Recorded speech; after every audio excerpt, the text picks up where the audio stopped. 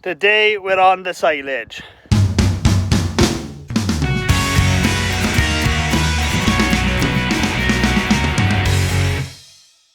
Hello, I'm Griff Rees, welcome to Winning Griffith. Here we look at everything beekeeping, farming, countryside living, and we do reviews as well. Now today we're on second cut and we're just going to do a video of showing you how we do silage or haylage depending on how we want to do it. And a bit of tutorial and just a nice video watching machinery work. So let's get into it. So before you do any kind of silage or hay or haylage, you've got to have a field that's ready to cut. So we've got plenty of grass in this field. This is the last field cut now. Dad was cutting all day yesterday. I think we got not far off 30 acres down maybe between everything. I just got a bit too late for this field and we're going to do that today. So first stage is field full of grass, then we cut it.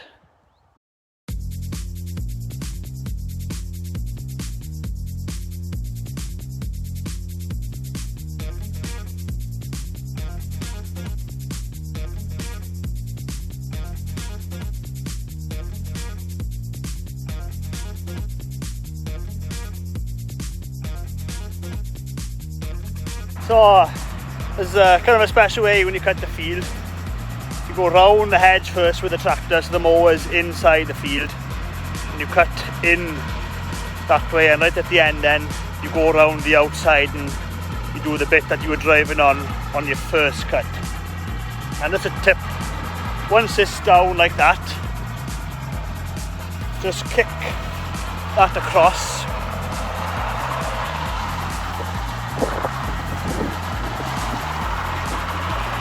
Just to make sure the mower isn't missing any bits. So far so good, and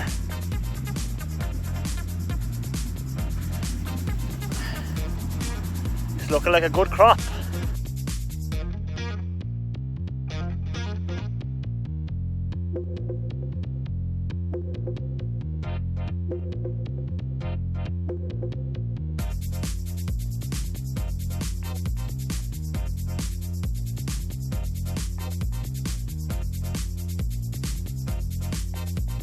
So at this stage now, there's several things you can do once you finish cutting. If you're doing hay, you want to dry this grass up really dry. You leave it in rows, I guess, for a bit. Then you get your tedder, and you shake it. So you're spreading the grass over the field, creating a bigger surface area of grass to dry. And you probably do that a couple of times a day, get it really dry before you bale it. Now the way I like to do it, I like to leave it in rows like this to dry. And we just roll it up and bale it straight away, because we're not talking massive thickness of crops, and we don't need it quite like hay, but we like to get it like haylage. So the difference between hay and haylage is hay is completely dry, haylage is between wet and dry, silage then is quite wet. And silage and haylage, you wrap that up, hay you don't wrap it up.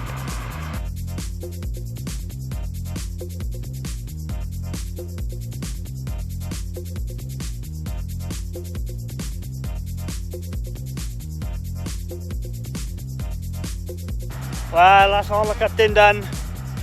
Time to put the hay bob on the 4000 and shake some fields. So once you cut the grass, it looks like that. And if you want to get this quite dry now, you got to ted it, you got to shake it to expose more surface area. So I'll just show you what I mean. So the grass there now, you can see it's starting to dry on the top. If I turn this upside down, how wet and dark that is. So we're going to spread this out, get as much surface area on the grass as possible for the sun to dry that up. And now if you're doing hay, you probably want to do this 2 or 3 times a day. We're just doing haylage, so I think we're going to do it once and then row up tomorrow, and that'll be dry enough for us. But we just want to get it quite dry now, and we've got the hay bob on the Ford 4000. Now hay bob, whether love it or hate it, we don't row up with the hay bob anymore. In fairness to the guys baling, the rows are just too tight, but the hay bob behind the Ford 4000 does a great job of heading it up. So let's watch it in use.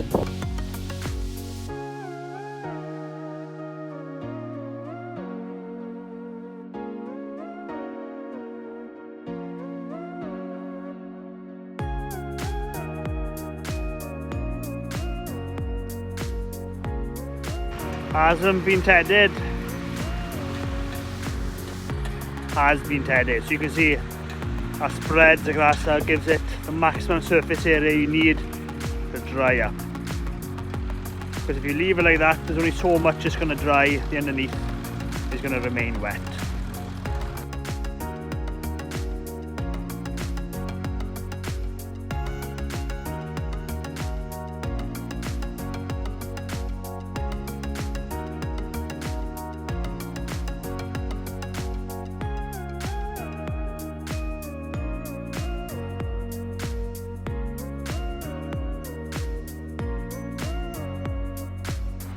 Last half been done.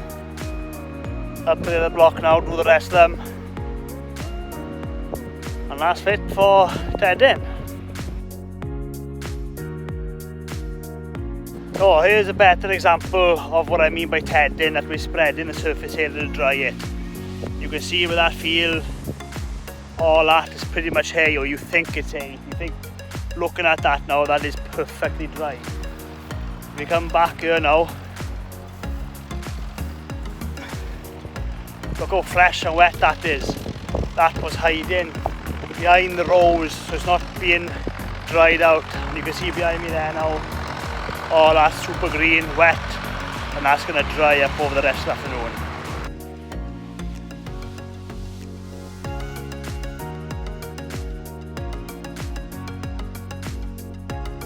So that's Gareth over there.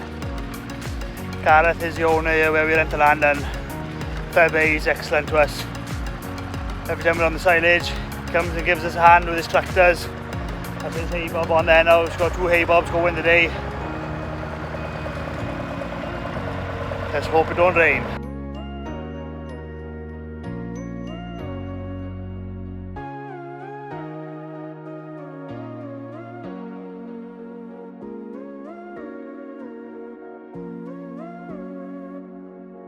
So once you dry the hay or the silage, whatever you're making, we're going for haylage.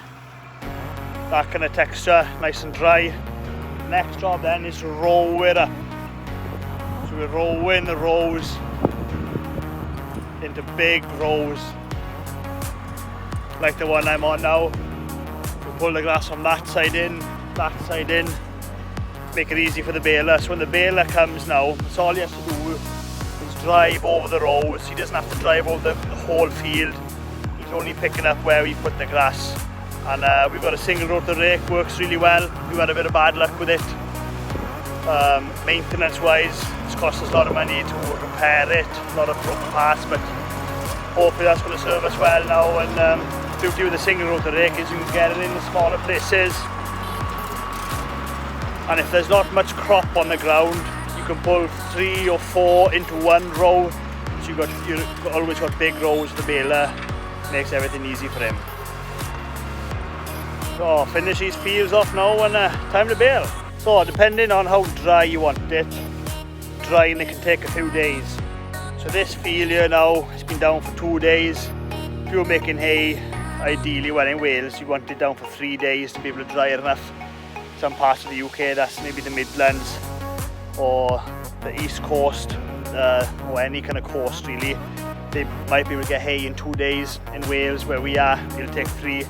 The haylage now, as long as you get 2 good days between cutting and baling it, that's spot on for us.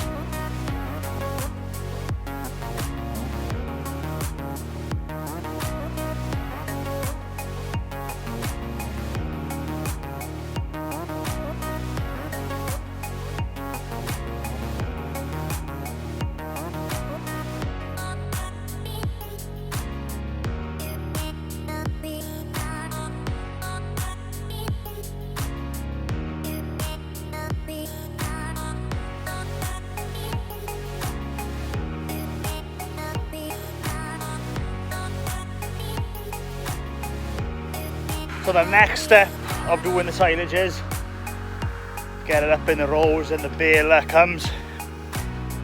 The baler would wrap it or bale it. It looks like this. Just with a sheet of netting. Then on the system here, the tractor with a wrapper comes round after and wraps it. Sometimes you can get a baler with a baler and wrapper all in one. Colin Childs here, local contractor, this is how he does it, and suits us pretty good, does a good job. Bales are nice and tight, and we triple wrap these bales because we get them in quite dry. I found that triple wrapping the bale, you just get no mildew or mould or anything in the winter. The bales are absolutely spot on and they last a lot longer like that as well.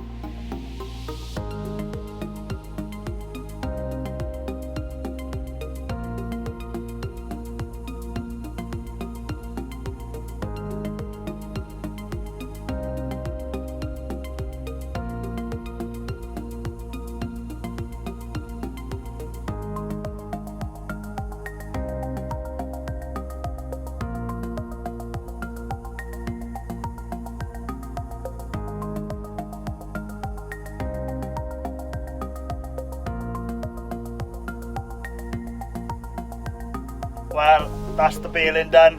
Managed to bale most of the stuff last night, and we finished off a couple of fields this morning, so I think we're around about the 60 bale mark, which is a good crop for us.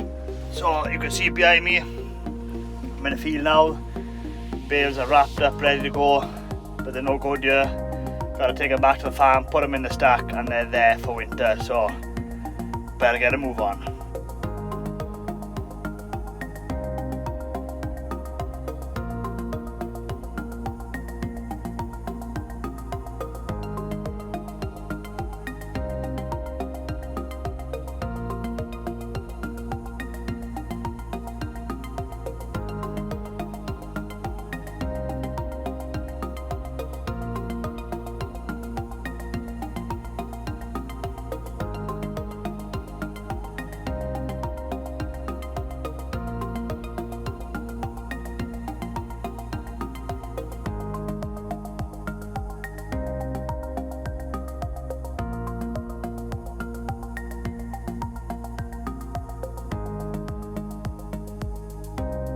Well, that's the load full.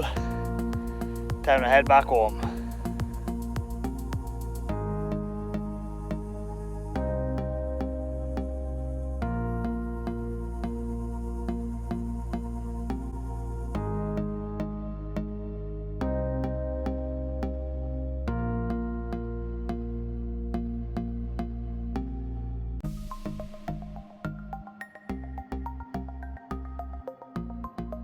Well, that's it.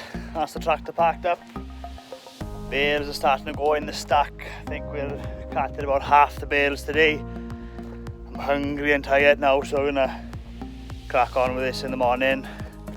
And yeah, that stack's looking good there. Once it's looking like that all the way down, we're ready for winter. Well, that's it. That's how you do hay, silage, or haylage, depending on the way you want to do it. The drying time is the key, the rest of it is pretty much the same. So don't forget, if you enjoy this video and you want to watch more of the same kind of content, then please subscribe to my YouTube channel. I try my best to put a new video every week. Thanks for watching.